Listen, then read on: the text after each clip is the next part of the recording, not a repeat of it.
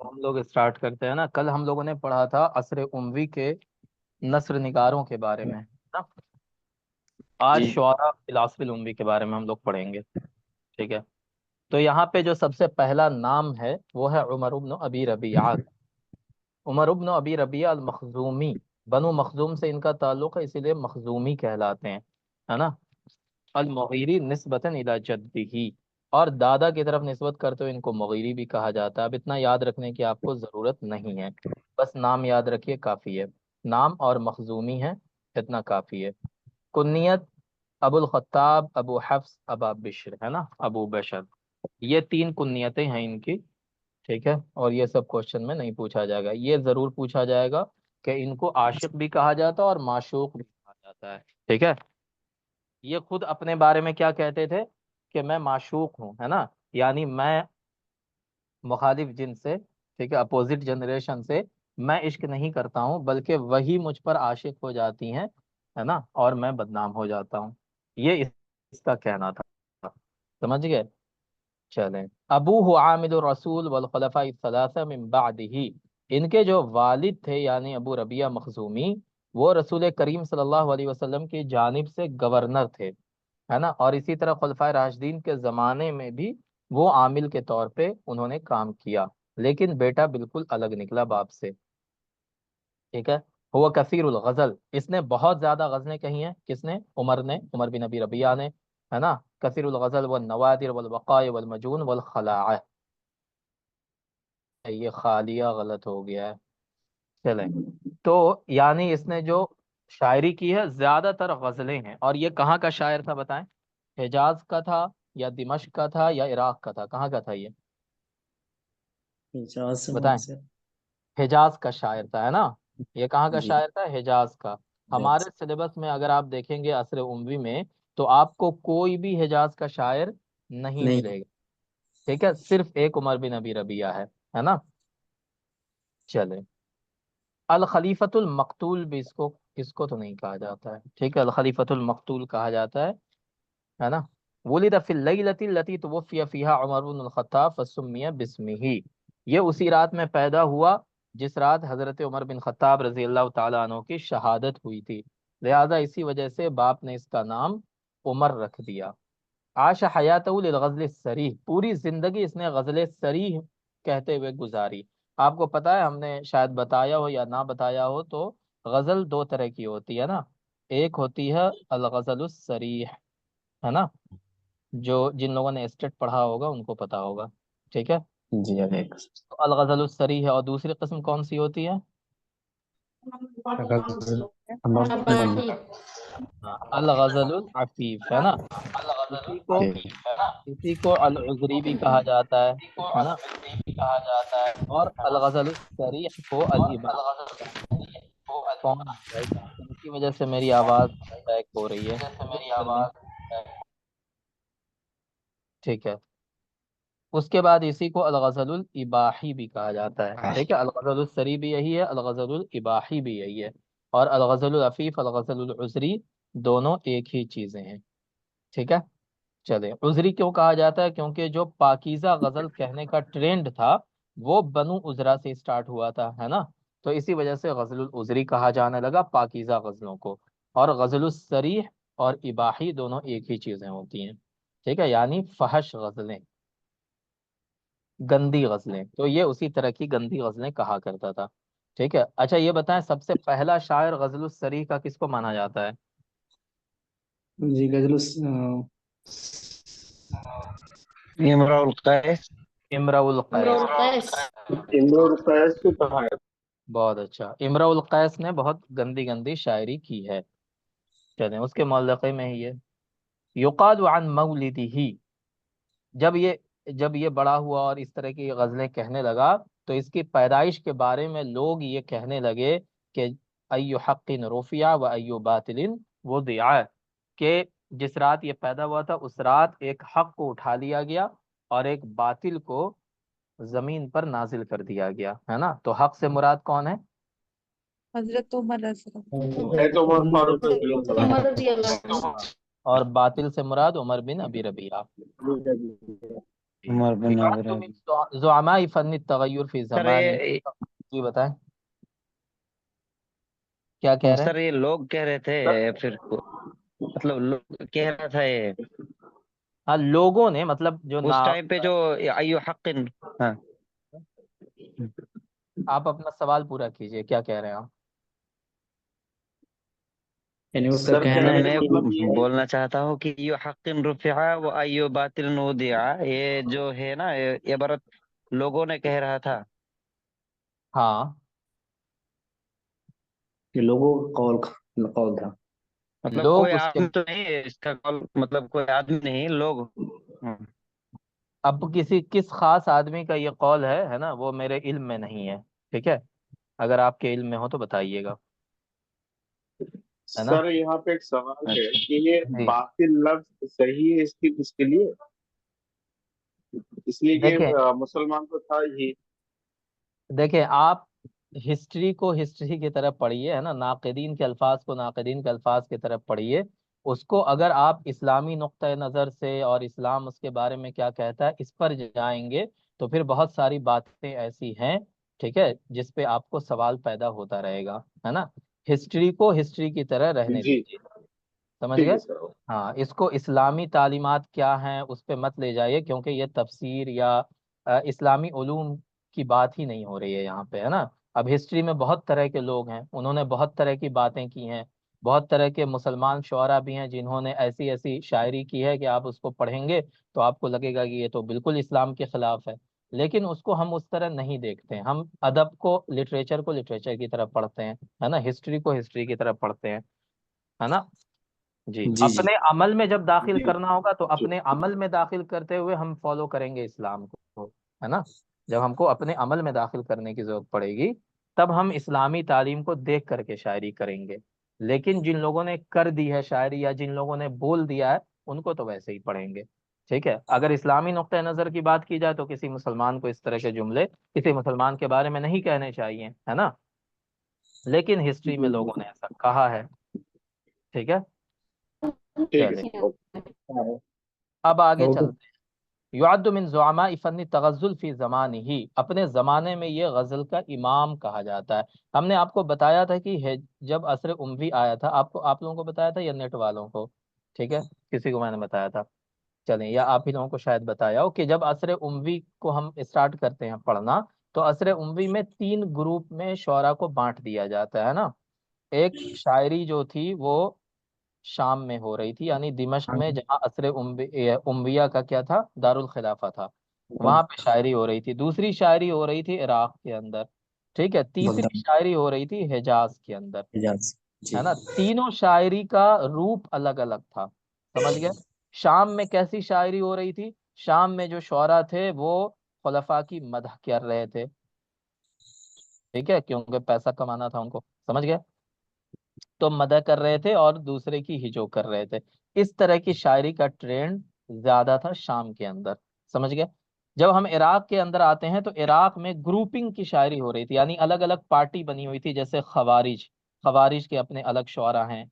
शिया, है ना, इनका अलग ग्रुप है, इनके अलग शुअरा हैं, समझ गए? इसी तरह कबायली जो निज़ाम था वो वापस आ गया था, जैसे बनु तगलिब के शायर असर जाहिली में होते थे ना, कि बनु तगलिब वाले तगलिब की खूबी और मदह कर रहे हैं, बनु बकर वाले बकर की मदह कर रहे हैं, है ना, अपने कबीले को बड़ा बताने की कोशिश कर रहे हैं। तो उसी तरह की शायरी इराक में हो रही थी। इसी वजह से कहा जाता है कि असर उमवी के अंदर जो जाहिली असबियत थी वो वापस आ गई थी। जाहिली असबियत समझते हैं ना, बताएं? मतलब जी अपने जी। आप को, हाँ, अपने आप को बड़ा समझना, अपने खानदान को बड़ा समझना, अपनी जात को बड़ा समझना और दूसरे की जात को या दूसरे के खानदान को छोटा छोटा। समझना, है ना, उसको कहते हैं असबियत।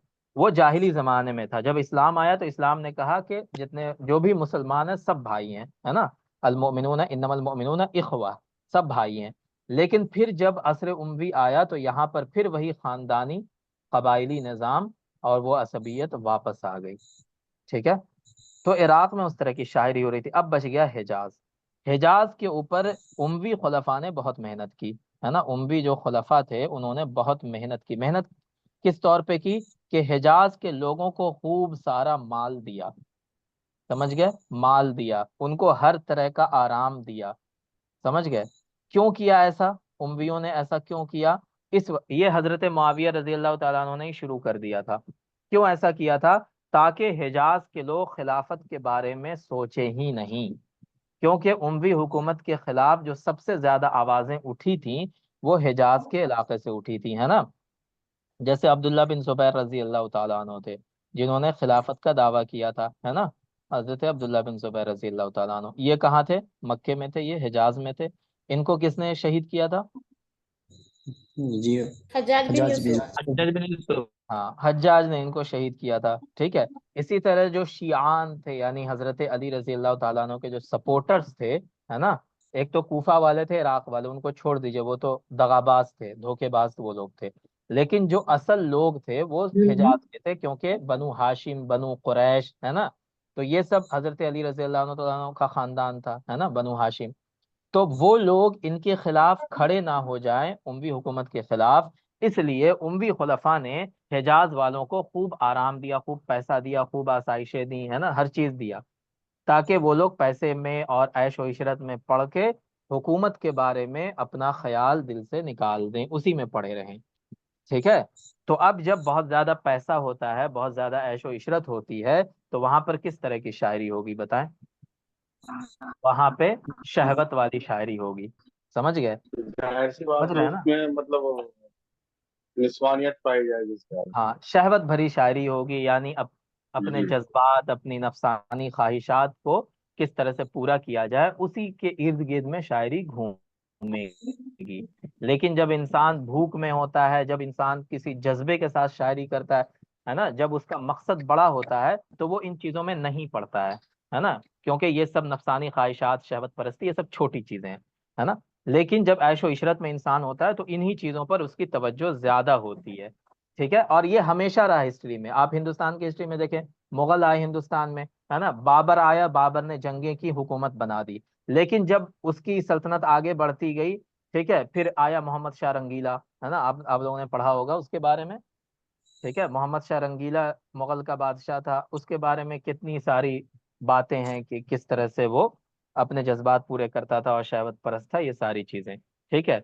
तो वो उस तरह का माहौल बन जाता है जब ऐशो इशरत और माल बहुत ज्यादा होता, अल्लाह का डर धीरे धीरे खत्म होने लगता है। तो हिजाज में वैसी ही शायरी हो रही थी। और उन सब का इमाम कौन था? उन सब का इमाम कौन था? उमर बिन अबी रबिया। ठीक है। चले। जी सर, यहाँ पे एक सवाल है कि शाम अभी मौजूदा सीरिया और उसके इर्द गिर्द के हाँ, इलाका। उसी को शाम कहते हैं। सीरिया जो है ना, बस सूरिया अरबी में लिखा होता है, ठीक है, सीरिया इंग्लिश में लिखा होता है, और वही शाम। ठीक है सर। हाँ, वहीं पे दिमश्क था, दिमश्क शाम का हिस्सा था, हल्ब था, हिमस अभी भी है, अभी भी वो सारी चीजें वही हैं। चलें, शाम बहुत दिमस्कस बड़ा कहते था हैं। ना सर। अब दिमस्कस जैसे कहते मिस्र हैं को दिमश्क इजिप्ट को। कहते हैं। इजिप्ट तो सर अलग चीज है, वो अफ्रीका में है, वो बहुत दूर है वहां से। सर सर कह रहे थे नहीं जो सर, फिलहाल वो जो सूर्य मिस्र है, को इजिप्ट सीरिया कहते हैं ना। हाँ, मिस्र को इजिप्ट कहते हैं। ठीक है। चलें। रफ़ा इला उमर इब्न अब्दुल अजीज अन्नहु यतअर्रज़ु लिन्निसा व युशब्बिबु बिहिन्ना फनफ़ाहु इला दहलक, ये बहुत इंपॉर्टेंट है। ठीक है। क्या है कि हजरत उमर बिन अब्दुल अजीज रहमतुल्लाह अलैह के पास लोग शिकायत लेकर पहुंचे, वो उस वक्त खलीफा थे, कि ये औरतों की इज्जत उछालता है, उनकी तशबीब बयान करता है। तशबीब समझते हैं ना? तशबीब कैसी शायरी को कहते हैं बताएं? जिसमें बासी शायरी को, जो गजल। गंदी वाली जो शायरी होती है। हाँ, तशबीब उस शायरी को कहते हैं जिसमें शायर औरतों के आज़ा के बारे में बयान करता है। ठीक है। उनके बॉडी पार्ट्स को शायरी में बयान करता है, उसको तशबीब कहते हैं। समझ गए? चले। जी। तो ये तशबीब कहता है औरतों की, है ना। तो ये तो बहुत बुरी बात है। किसी भी इज्जतदार आदमी के की औरत अगर होगी तो वो इंसान तो गुस्सा होगा ही। तो लोग उमर बिन अब्दुल अजीज रहमतुल्लाह अलैह के पास पहुंचे, तो उन्होंने क्या किया कि इसको जिलावतन कर दिया, हिजाज से निकाल करके दहलक भेज दिया। ठीक है। समझ गए। तो अब कहा जाता है इसके बारे में कि ये दहलक में ही रहा और वहीं मरा। गज़ा फिल बहरी फहतरकत सफीनतु बिही व बिमन माहू फमात फीही गरकन, लिहाजा ये पानी में डूब करके मर गया। ठीक है, समुंदर में जा रहा था, कश्ती में आग लग गई, सारे लोग जल जल मर गए, ये भी पानी में डूब करके मर गया। ठीक है, चलें। अब इसके तबके के बारे में बता रहे हैं कि बड़ा शायर है, जिस तरह जरीर, फरजक, अख्तल है, उस तरह के शायरों में इसका शुमार होता है। सुलेमान बिन अब्दुल मलिक से इसने कहा था, असल में सुलेमान बिन अब्दुल मलिक खलीफा था, है ना। ये किसके बाद खलीफा बना था, बताएं, किसके बाद खलीफा ये बना। मेरे ख्याल से उनका इनका जो बड़ा भाई था, उनके वलीद है ना। मोहम्मद बिन कासिम हाँ, के जमाने में, वली थे। ठीक ठीक, राइट। वलीद बिन अब्दुल मलिक है ना, वलीद बिन अब्दुल मलिक के बाद सुलेमान खलीफा बना था। ठीक है, तो उस वक्त ये खलीफा नहीं था, उससे पहले की बात है ये। सुलेमान या शायद होगा खलीफा ये। तो सुलेमान ने इससे कहा कि तुम मेरी तारीफ क्यों नहीं करते हो, या मर्दों के बारे में मदह क्यों नहीं करते हो। तो इसने कहा था अनला अमदहु इल्ला निसा, ठीक है, कि मैं औरतों के अलावा किसी की तारीफ नहीं बयान करता हूँ। समझ गए। चलें, सुलेमान बिन अब्दुल मलिक हजरत उमर बिन अब्दुल अजीज का कौन था, पता है आपको, कौन था उनका।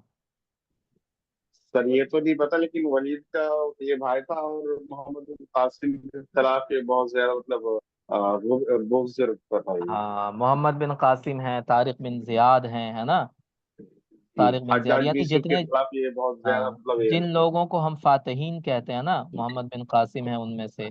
ठीक है, मूसा बिन नुसैर हैं, है ना। इन सब को जैसे ही ये खलीफा बना, इसने सबसे पहला काम ये किया कि इन सब को जहां जहां ये लोग फतह कर रहे थे, वहां से अरेस्ट करवा के ला के जेल में बंद करवा दिया। ठीक है, और यहीं इन लोगों की मौत, है ना, इन लोगों की शहादत यही हुई। सुलेमान के बारे में कहा जाता है कि ये उमविया हुकूमत का सबसे वर्स्ट खलीफा था। लेकिन जब ये मरने लगा तो एक काम लोग कहते हैं कि इसने अच्छा किया। वो काम ये किया कि अपने बाद उमर बिन अब्दुल अजीज रहमतुल्लाह अलैह को खलीफा बना दिया।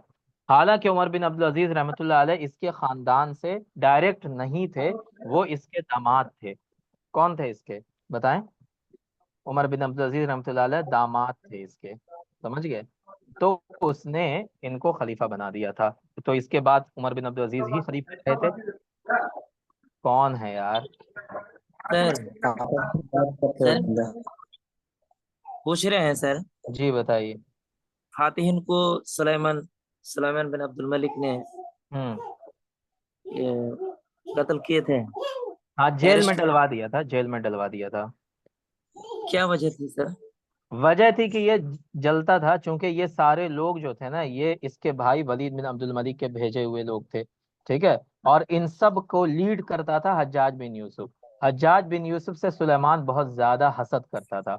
ठीक है, तो हज्जाज बिन यूसुफ से रिलेटेड जितने लोग थे, हज्जाज बिन यूसुफ का भी इंतकाल हो गया, वलीद का भी इंतकाल हो गया, तो इसको पूरा मौका मिल गया जब ये खलीफा बना। तो इसने पहला काम यह किया कि हज्जाज बिन यूसुफ से रिलेटेड जितने लोग थे, सब जिस जिस ओहदे पर थे उस पर से हटा दिया इसने सबको। और अक्सर जो बड़े लोग थे, जो जिससे डर था इसको कि हो सकता है ये हज्जाज के सपोर्ट में मेरे खिलाफ खड़े हो जाएं, तो उन सब को इसने अरेस्ट करवा के जेल में डाल दिया। ठीक सर। समझ गए, ये था ये। चलें, तो ये हमने पढ़ा किसके बारे में, उमर बिन अबी रबिया के बारे में। हिस्ट्री पढ़ेंगे ना, हिस्ट्री इंटरेस्टिंग भी है, और पढ़ते जाएंगे आपको रोना आता जाएगा, है ना, कि इन लोगों के पास कितना मौका हुआ, कितनी बड़ी बड़ी सल्तनतें इन लोगों ने बनाई, लेकिन सिर्फ अपने जाती मफाद के लिए लड़ते रहे हमेशा। एक दूसरे अच्छे अच्छे लोगों, अपने आपस में ही बड़े बड़े लोगों का खून बहाया इन्होंने। ठीक है, जो काम कर सर रहे थे। इसके बारे में सर इसके बारे में ये भी कहा जाता है कि अगर सुलेमान बिन अब्दुल मलिक अगर मोहम्मद बिन कासिम को ना बुलाते तो हाँ हाँ, बिल्कुल। मतलब वो बारिश सगीर में बहुत लंबा हिंदू वक्त मतलब ये सही सही बात है, सही ये बात है। मतलब उस वक्त मोहम्मद बिन कासिम की उम्र कितनी थी, 23-24 साल की उम्र थी जब इसको जेल में सत्रह डलवाया था। 17 साल। 17-18 सर। साल की उम्र में तो वो आए थे यहाँ, है ना, वो जी फौज लेकर के बिल्कुल आए थे। बिल्कुल। लेकिन जब उनको अरेस्ट किया था इसने, तो उस वक्त उनकी उम्र 23-24 साल की ही थी, या 25 साल की, इसी तेईस एज चौबीस में साल थे। हाँ, उसी वक्त इसने अरेस्ट करवा लिया। चले, अब सर एक आगे हम बात सवाल करते। इससे रिलेटेड हाँ ये है। बताएं। मोहम्मद बिन कासिम हज्जाज बिन यूसुफ सफी रहमतुल्लाह अलैह के दामाद थे। हाँ, दामाद थे, अपने दामाद थे, चचे भतीजा भी थे और दामाद भी थे। ठीक है, ठीक अब है देखें सर। यहाँ पे दूसरा है जमील बोसैना। जमील बोसैना की वफात हुई है 82 हिजरी में। जमील बोसैना, बोसैना तो महबूबा का नाम था, जमील इनका नाम है। इनका पूरा नाम क्या है, जमील बिन अब्दुल्ला बिन मामर। है ना, जमील बिन अब्दुल्ला बिन मामर। बनु खुजा, बनु उजरा की एक शाख है, तो इनका ताल्लुक खुजा से है, इस वजह से खुजाई कहलाते हैं। और खुजा खुद उजरा की एक शाख है, इसीलिए उजरी भी कहलाते हैं। ठीक है, चलें।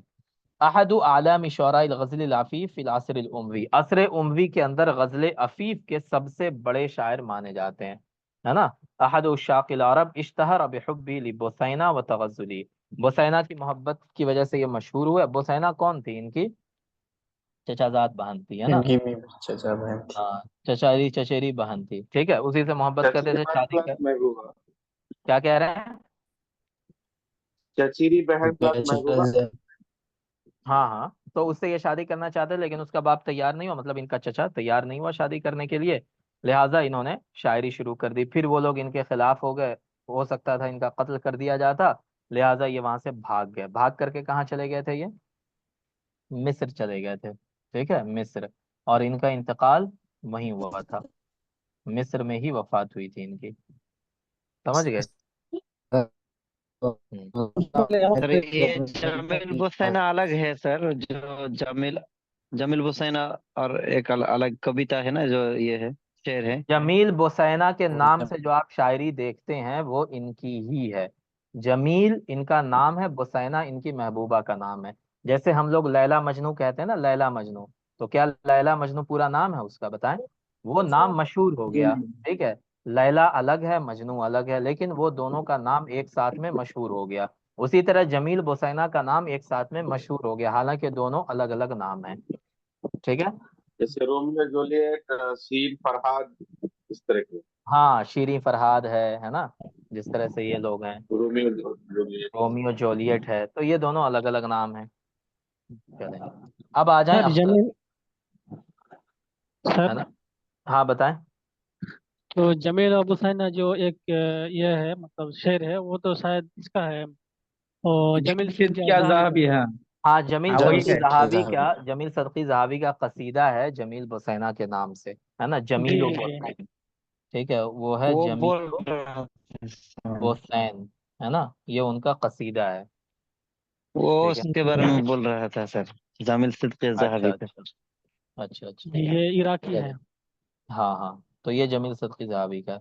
अब आ जाएं अख्तल के ऊपर। अख्तल 18 या 19 हिजरी में पैदा हुआ।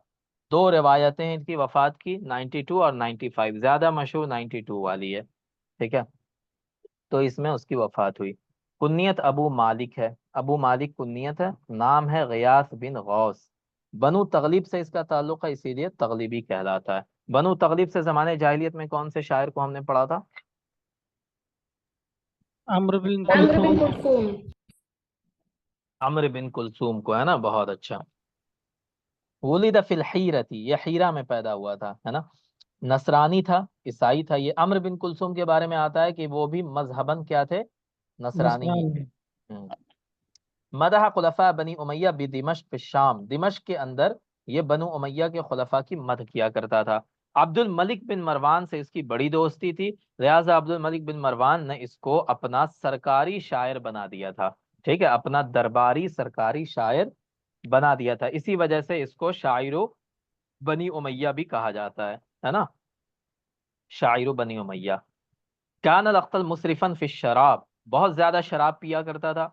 वकान मरिहन बारियान फित तहक्कुम फिल हिजा, इसी तरह ये बहुत ज्यादा हिजो करने में भी माहिर था। इसकी वफात कब हुई है? वलीद बिन अब्दुल मलिक के दौर में। ठीक है।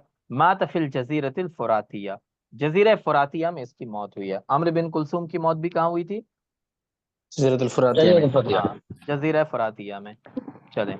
कद इस्ताअन बिही यजीद फी हजाइल अंसार, अंसार की हिजो करने के लिए यजीद ने, यजीद बिन मुआविया ने इससे मदद मांगी थी, लिहाजा इसने अंसार की हिजो भी की थी। पहले म्यूट कर दें, म्यूट कर दें, कौन है? ठीक है। पहले यजीद बिन मुआविया ने किससे कहा था? काब बिन जुआइल से। काब बिन जुआइल बड़े शायर थे, मुसलमान थे, है ना। उनसे कहा था यजीद ने कि आप हिजो करो अंसार की, लेकिन इन्होंने मना कर दिया, कहा कि नहीं, जिन लोगों ने अल्लाह के रसूल सल्लल्लाहु अलैहि वसल्लम की मदद की थी, है ना, उनकी मैं हिजो नहीं कर सकता। लेकिन काब बिन जोयल ने बोला कि एक आदमी है जो ये काम कर सकता है, उसी ने बताया कि अख्तल से बात करो, वो कर देगा।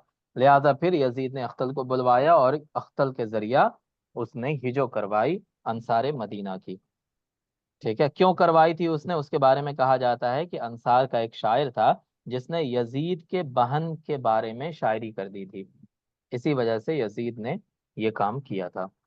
चले, हजा ज़ौजत अबी ही वहुव सगीरन, है ना, इसने अपने बाप के बीवी की भी हिजो की है, मतलब अपनी सौतेली माँ की।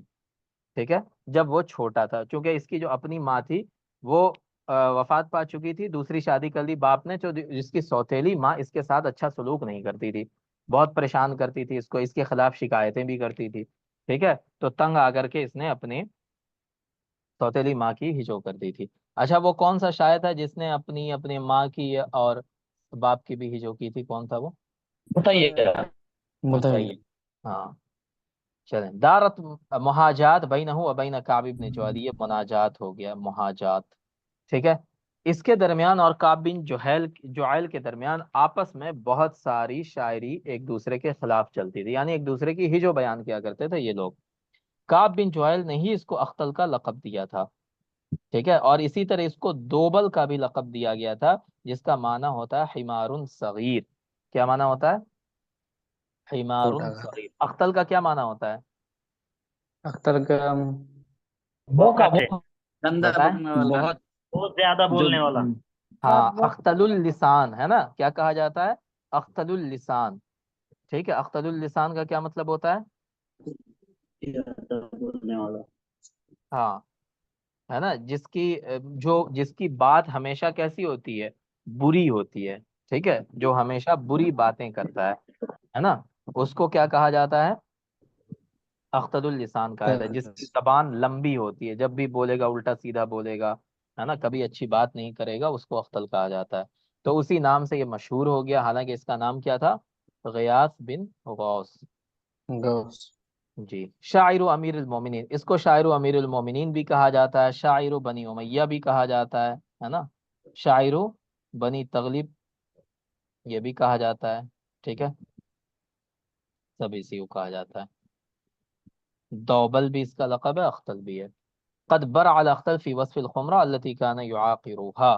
ठीक है, खम्र के वस्फ को बयान करने में अख्तल बहुत ज्यादा मशहूर हुआ, माहिर था ये खम्र का वस्फ, क्योंकि खुद भी शराबी था, ये बहुत ज्यादा शराब पीता था। अच्छा, ये बताएं, शायरुल खम्र किसको कहा जाता है? अबू नवाज को। आशा को। आशा। अबू नवाज। नवाज। अबू नवाज को। अबू अगर इन नवाज। जनरल, है ना, अबुनवास। अगर अबू नवाज अब्बासी। का नाम मौजूद है तो वो अबू नवाज ही होगा शायरुल खम्र। ठीक है, इन जनरल शायरुल खम्र अबू नवाज को कहा जाता है, लेकिन अगर दौर अलग अलग कर दिया जाए तो शायरुल खम्र फिल जाहिलिया कौन होगा? आशा। आशा। आशा होगा, आशा है ना। टाइस। जी, आशा होगा। ठीक है, और अगर अगर कहा जाए शायरुल खम्र फिल असरिल उमवी तो कौन होगा? अख्तल। अख्तल। अख्तल। तब अख्तल होगा, है ना, अगला असुल उमवी आ गया उसमें तो अबू अख्तल होगा। नवास। हाँ, अब्बासी होगा और तो अबू अबू नवाज। नवासी होगा तो अबू नवाज। इन जनरल अगर पूछा जाए तो भी अबू नवासी होगा, अगर अबू नवाज का नाम मौजूद है। अगर नहीं मौजूद है तो आशा भी हो सकता है और अख्तल भी हो सकता है। ठीक है, चलें, तीन नाम शायरुल खम्र के तौर पे जरूर याद रखें, लेकिन अगर अबू नवाज है और इन जनरल पूछा गया शायरुल खम्र तो वो कौन होगा? अबू नवाज होगा। ठीक है, चलें, अब आ जाते हैं फरजदक के ऊपर। फरजदक 20 हिजरी में पैदा हुआ, 12 हिजरी वाली रिवायत जो है बहुत ही ज़ईफ है, इसको छोड़ दें। 20 हिजरी में पैदा हुआ, लेकिन ये दोनों रिवायतें बहुत कवी हैं। ठीक है, 110 में हसन ज़ैयाद ने 110 में लिखा है इसको, है ना, और 114 हिजरी वाली रिवायत भी इसकी मिलती है। ठीक है, कि इसकी वफात 114 में हुई है। चलें, कुन्नियत इसकी क्या? अबू फरास, ये बहुत मशहूर कुन्नियत है, इसलिए इसको आप नहीं भूल सकते हैं, है ना। इसी तरह अख्तल की कुन्नियत नहीं भूल सकते हैं, उसको याद रखना ही पड़ेगा। इसकी कुन्नियत अबू फरास है, याद रखना ही पड़ेगा। नाम क्या? हमाम बिन गालिब बिन सासा। एक बार नेट के क्वेश्चन में, है ना, दे दिया था क्वेश्चन, क्या कि लिमन शायर, इस तरह करके पूछा था कि वो कौन शायर है जिसके दादा का नाम सासा था। समझ गए, जिसके दादा का नाम सासा था। बहुत सारे लोग गलत करके आए थे। ठीक है, क्योंकि लोग हुमाम बिन गालिब याद रखते हैं, सासा को याद नहीं रखते हैं। ठीक है, और सासा इसलिए इम्पोर्टेंट है क्योंकि सासा का जिक्र अल्लाह के रसूल सल्लल्लाहु अलैहि वसल्लम के दौर में भी आता है ना, इसी वजह से। तो ये नाम जरूर याद रखिए, हुमाम बिन गालिब बिन सासा, बनु सर दारी। जी बताएं। हम्माम को कभी हम भी लिखा है हम्माम, तो हम्माम भी हम्माम लिखा हुआ है कहीं पे? वहाँ मैंने। हम जो कह रहे थे हम्म, हम माम जी, माम हम्माम कहाँ पे लिखा हुआ है? हम्माम, मुझे लग रहा है कि हम हम तो उसको खाना हो गया। और बांग्ला तो बांग्ला किताब में लिख देता है हम। अच्छा, बंगला में लिखा हुआ है, तो उसके बारे में नहीं कह अभी सकता अभी है ना। पढ़ रहे हैं। जी, क्योंकि इनका नाम जो है हमाम ही है ना। अच्छा, हम्माम ही है इनका नाम, सही है।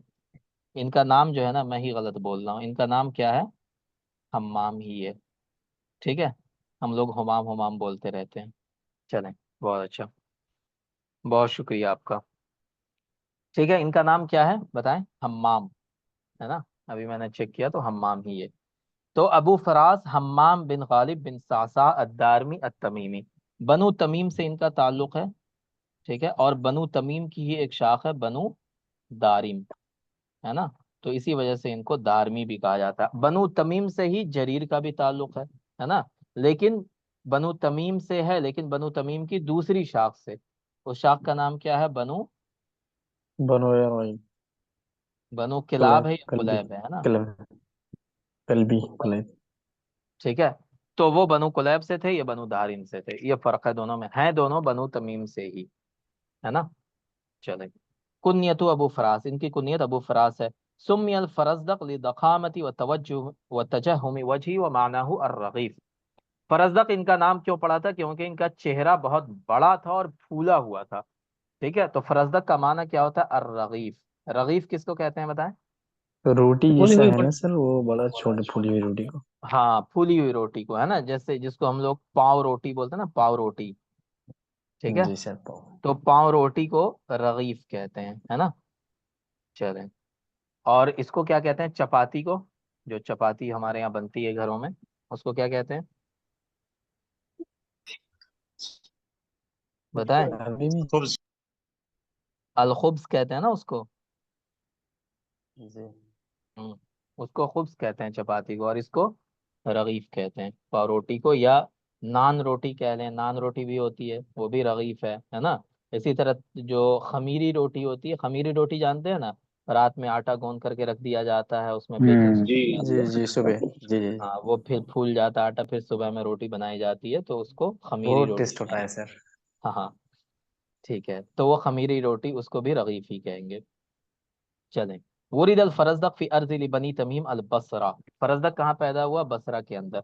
बसरा के अंदर जो बनु तमीम की सरजमीन थी। आशफिल बसरा, ये बसरा में ही रहा। फरजदक को ज़ुहैर बिन अबी सुलमा से भी तशबीह दी जाती है। ठीक है, क्यों तशबीह दी जाती है? उसकी वजह यह है कि इसके यहाँ भी जो क्या कहते हैं उसको, काटने छाटने वाला अमल करते हैं ना, तनकीह का, तनकीह और तहजीब का तनकी। अमल, जी जी। है ना, जो ज़ुहैर बिन अबी सुलमा किया करते थे, वो इसके यहाँ भी पाया जाता है। कान वफ़ातु फी मिनतक़तिल बसरा बिल इराक़, तो बसरा में ही पैदा हुआ, बसरा में ही वफात हुई। इसके मुनाक़ज़ात मशहूर हैं किसके साथ? जरीर के साथ, है सर ना। नकाइस किसको कहते हैं बताएं? नकाइस किसको कहते हैं? यानी सर वो जो होगा, जब एक शायर भी किसी जो का बयान करके एक खामोश हो जाए, बयान फिर के से साथ में काफिया समय रतीस में कोई दूसरा। बहुत अच्छा, है ना। काफिया। हाँ, उसी काफिया और रदीफ का इस्तेमाल करके दूसरा शायर उसका जवाब देता है ना। उसी काफिया और रदीफ। सर जी बताएं। सर तनकी मतलब ये करते थे या अख्तल करते थे सर? मुझे थोड़ा इन डाउट है। इनके यहाँ भी पाया जाता है तनकी, समझा। ये शायद अख्तल के बारे में भी ऐसा कुछ है। अख्तल के वजह से आप शायरुत तनकी अगर देखेंगे ना, कि कौन कौन लोग हैं जो ये किया करते थे, तो उसमें जी, एक नाम आता है जुहैर बिन अबी जुहैर का, सलमा है, दूसरा अख्तल। हुतैया का, है ना।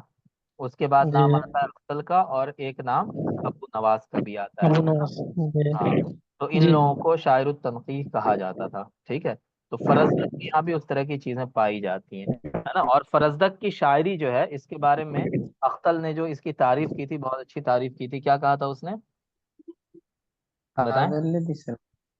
अख्तल ने क्या कहा था फरजदक और जरीर की शायरी के बारे में? वो यनहतु मतलब फखरिन, जी जी। है ना। यनहतु मिन सखरिन, ये किसकी शायरी के बारे में कहा था? फरज़दक फरजदक के फर्ज बारे में, बार है ना। और जरीर के बारे में क्या कहा था? खलीफत मिन अल बकर समंदर से। क्या कहा था बताएं? बहर के शख्स हाँ कि वो, वयगरफ मिन बहर। यगरिफु मिन बहर हाँ यगरिफु मिन बहरिन, ठीक है। तो ये उसने कहा था जरीर के बारे में, है ना। तो उसने क्या कहा था कि ये फरजदक के असल में क्या है कि अल्फाज पर ज्यादा तवज्जो है, ये अल्फाज पर ज्यादा ध्यान देता था, और जरीर जो था वो मानी पे ज्यादा ध्यान देता था। इसीलिए आपको पता है जरीर को हम लोग हिजो के शायर के तौर पे पढ़ते हैं, लेकिन जरीर गजल का बहुत अच्छा शायर था। असर उमवी में कहा जाता है कि गजल का सबसे अच्छा शायर अगर कोई था, ठीक है, हिजाज को छोड़ के, उमर बिन अबी रबिया को हटा दीजिए इधर, है ना, तो वो सबसे अच्छा शायर गजल अफीफ का शायर कौन था? जरीर था, है ना। जरीर जो है वो गजल अफीफ का शायर था, और बहुत अच्छी गजलें कहा। उसने अपनी बीवी के ऊपर गजल कही थी, जब उसने बीवी का मरसिया कहा है उसके बारे में कहा जाता है कि वो बहुत अच्छी शायरी है, ठीक है। तो फरजदक के यहाँ अल्फाज ज्यादा होते थे। फरजदक का जो हिजो होता था वो ऐसा होता था जैसे पत्थर तोड़ा जा रहा हो, है ना, यानी इंसान मतलब बिलबिला के रह जाए दर्द से, इस तरह की ये शायरी करता था। फरजदक के यहाँ फख्र ज्यादा पाया जाता है, फरजदक सबसे ज्यादा फख्र में अच्छा था, सबसे अच्छा था ये फख्र में, है ना। फख्र में बहुत अच्छा था फरजदक। क्यों अच्छा था? क्योंकि फरजदक का खानदान सरदारों का खानदान था। तो इसने इसने देखा था कि बड़ा खानदान कैसा होता है, ठीक है। तो चूंकि उस जीवन को ये जी रहा था, इसलिए फख्र करने में ये ज्यादा अच्छा था। जरीर ने जब फख्र करने की कोशिश की तो उसकी शायरी उतनी अच्छी नहीं हो पाई। जरीर किस चीज में अच्छा था बताएं? जरीर फरजदक से ज्यादा बेहतर था हिजू हिजो के अंदर, है ना। हिजू हिजो के अंदर हिजा वो में। ज्यादा अच्छा था, हाँ हिजा में ज्यादा अच्छा था वो, ठीक है। वो फख्र करने की कोशिश करता है तो नहीं कर पाता। क्यों नहीं कर पाता है? क्योंकि वो बहुत गरीब घर का था, उसने वो जिंदगी ही नहीं देखी थी जिसके ऊपर फख्र किया जाता है, ठीक है। तो जो इंसान जिस तरह के माहौल में जिंदगी गुजारता है, उसका असर उसके लिटरेचर पर भी पड़ता है ना। चलें, काल लुग़वियुन अन्हु, लुग़वी इसके बारे में क्या कहते हैं कि लौला शअर अल फरज़दक लज़हब सुलुस लुग़तिल अरब, कि अगर फरज़दक की शायरी नहीं होती तो अरबी जबान का तिहाई हिस्सा खत्म हो जाता। मतलब क्या है, इसने ऐसे ऐसे अल्फाज इस्तेमाल किए अपनी शायरी में, और एक ही लफ्ज को कई कई माना में इस्तेमाल किया अलग अलग जगहों पे। तो इसी वजह से कहा जाता है कि अरबी लुगत इसकी शायरी में बहुत रिच थी, है ना, बहुत ज्यादा इसने लुगत का इस्तेमाल किया शायरी में। और जरीर जो था वो मानी पर ज्यादा फोकस करता था, अल्फाज पे उतना फोकस नहीं करता था। लौला शेरू लज़हब निस्फ़ अखबार नास, ये भी कहा जाता है कि अगर ये इसकी शायरी ना होती तो लोगों की आधी खबरें खत्म हो जाती, है ना। चलें, इन्नल फरज़दक फी आखिरी हयाती तअल्लक़ बिअस्तारिल काबा व आहद अलल्लाहि तरकल हिजा वल क़स्द, ये भी एक रिवायत है कि फरज़दक जब आखिर उम्र में पहुंच गया था तो उसने काबा के पर्दे को पकड़ करके और उससे लटक करके अल्लाह से ये वादा किया कि वो हिजो को छोड़ देगा, है ना। ये उसने अल्लाह से वादा किया था। क़य्यद नफ्सहु बिक़ैदिन व अक़सिम अल्ला यफ़ुक हत्ता यफ़्ज़ुल कुरान, ये हाफिज़ कुरान भी था। और किसके कहने पर इसने हिफ्ज़ किया था बताएं? अली हजरत उमर रजी हजरत अल्लाह अली रदी अल्लाह अली ताला रजी अल्लाह अन्हु हाँ हजरत अली रजी अल्लाह तआला अन्हु के कहने पर, है ना। क्योंकि इसका जो दादा था हम्म, सासा, हम्म, वो इसको लेकर के गया था हजरत अली रजी अल्लाह तआला के पास और कहा था कि देखिए मेरा पोता है, बहुत अच्छी शायरी करता है। तोतला तो हजरत अली ने कहा था इससे बेहतर होता कि ये कुरान पाक याद करता, तो फिर इसने कुरान पाक हिफ्ज किया था। हुआ मुदाफ़िउन लि अहलिल बैत, इसके बारे में कहा जाता है कि ये अहले बैत का दिफा करने वाला था, है ना। एक तो हुकूमत उमविया की थी, प्रोटेक्शन। ठीक है। उमविया की हुकूमत में हजरत अली रजी अल्लाह ताला अन्हु के खानदान के बारे में बात करना जुर्म था, है ना, एक तरह से जुर्म ही था। ढूंढ ढूंढ के मारते थे ये लोग शियों को।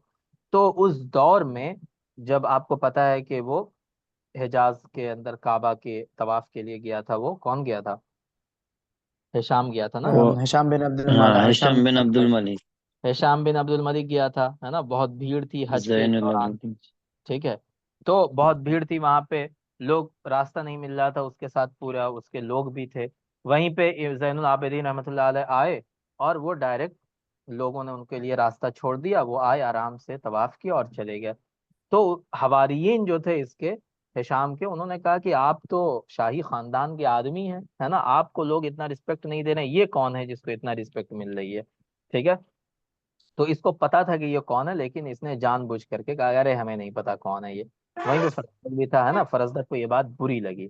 तब फरजदक ने कहा था, जो उसका बहुत मशहूर कसीदा है, क्या है वो बताएं, क्या है वो? हादल्लदी तारिफुल वल बैतु यारिफु वल हिल्लु वल हरमु, है ना, कि जिस इंसान का तुम इनकार कर रहे हो, इसको तो बता की पूरी सरजमीन पहचानती है कि ये कौन है, तुम कह रहे हो तुम नहीं पहचानते। इनको हिल और हरम, इनके नक्शे कदम को पहचानते हैं, है ना। तो उसने कहा था, तो उसके बारे में कहा जाता है कि वो अहले बैत का मुदाफे था। ठीक है।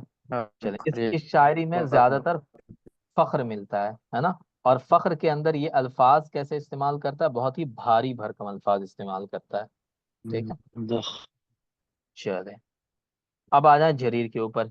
जरीर साहब कौन है? जरीर साहब 28 हिजरी में पैदा हुए, 110 हिजरी में। ये जिस साल फरजदक का इंतकाल हुआ उसी साल जरीर का। अच्छा, इन दोनों में पहले किसका इंतकाल हुआ था बताएं? जरीर का पहले फरजदक का हुआ जरीर। था, है ना, पहले फरजदक का जी हुआ था जी। ना। जी फिर जरीर इन्होंने ने उनका फरजदक का मसीहा मसीहा कहा कहा है था। ना। जरीर ने फरजदक का जी। मसीहा कहा था। चलें, अब जरीर की कुनियत क्या? अबू हिरजा। अबू हिरजा नाम क्या है? जरीर बिन आतिया अल कलबी अल यरबूई अल तमीमी। तो तमीम की एक शाख है यरबू, यरबू की फिर शाख है किलाब, है ना। उस कलबी शाख से जरीर था, लेकिन दोनों हैं किससे? बनु तमीम से ही। तमीम ये यमामा में पैदा हुआ। फरजदक कहाँ पैदा हुआ था? बसरा में। ये यमामा में पैदा बस हुआ, में। ये पूछा जाता है, ठीक है, इसको याद रखिएगा। यमामा में पैदा हुआ था, है ना। चले, व नशा बिल बादियती नशतन फ़कीरा यरा गनमा बीही व जद्दीही। बहुत ही गरीब घर में पैदा हुआ था, बाप और दादा की बकरियां वगैरह ये चराया करता था। फन हिजा में सबसे ज्यादा मशहूर हुआ। कान अफीफन व हुवा मिन अगजलिन नासि शायरन। ये गजल अफीफ में बहुत अच्छी शायरी करता था, है ना, बहुत पाकदामन इंसान था। तबादला जरीर और फरजदक अलहिजा अक्सर मिन 40 सना। जरीर और फरजदक के बीच 40 सालों तक हिजविया मार्का चलता रहा, है ना, दोनों ने एक दूसरे की जो की। अच्छा, स्टार्ट किसने किया था बताएं? स्टार्ट किसने किया था? Jarir Jarir. हाँ, जरीर ने जरीर स्टार्ट किया ने था। जरीर। जरीर ने क्यों स्टार्ट किया था इसने? क्योंकि जब ये आया, है ना, बसरा आया, यहाँ आया, तो उसने देखा कि फरजदक है और बड़ी इसकी कदर मंजिलत है, इसके पास बहुत पैसा है, सब कुछ है। तो जरीर तो गरीब था, ठीक है, तो इसको ये लगा कि हम भी इसकी तरह शायरी करेंगे, खुलफा की मदह करेंगे, तो हमें भी बहुत पैसा मिलेगा, हम भी मालदार बन जाएंगे। तो ये फरजदक से एक तरह से हसद करता था। ठीक है, तो वहां से इसने स्टार्ट किया था अपना कांड। चलें, मदह बनी एक्चुअली उमैया। पब्लिसिटी के लिए शुरू किया था। हाँ, पब्लिसिटी के लिए ही। और वो मतलब हमेशा ये चलता, अभी भी चलता है ना। अभी भी लोग पब्लिसिटी के लिए क्या करते हैं, किसी बड़े आदमी की बुराई बयान कर देते हैं तो पब्लिसिटी मिल जाती। हम्म। वो उस टाइम भी चलता था, सब लोग करते थे। बशार बशार ने किया था ना जरीर की ही जो, है ना। और जी बशार कहता शाली था ना कि अगर जरीर मेरी बात का जी जवाब देता जी तो मैं बहुत बड़ा शायर बन जाता, सबसे बड़े बड़ा बड़े शायर बन जाता। लेकिन जरीर ने जवाब ही जी नहीं दिया बिल्कुल। मेरा। ठीक है, तो ये भी होता है कि हम्म, अगर बड़े लोग अगर जवाब दे दें आपकी बात का, तो आप मशहूर हो जाएंगे, है ना। तो इसी वजह से कभी कभी इग्नोर करना ज्यादा बेहतर होता है। ठीक है। तो इग्नोर करने से क्या होता है कि जो आदमी आपकी बुराई बयान कर रहा है, वो जो चाहता है उसको नहीं मिल पाता है। ठीक है, क्योंकि वो तो इसलिए कर रहा था कि आप उसके जवाब दे देते तो वो मशहूर हो जाता। चले, मदह बनी उमैया वलाजम अल हज्जाज जिहाल 20 सना। इसने बनी उमैया की मदह की, हज्जाज के पास तकरीबन 20 सालों तक ये रहा, है ना। चले, कान लहू नसबुन करीम कमा अन्न वालिदहु कान अला कदरिन कबीरिन मिनल फक्र। अच्छे खानदान का था, लेकिन इसका बाप फकीर था। तालम शेर मुबक्किरन अला लिसानी जद्दी हुज़ैफा बिन बद्र।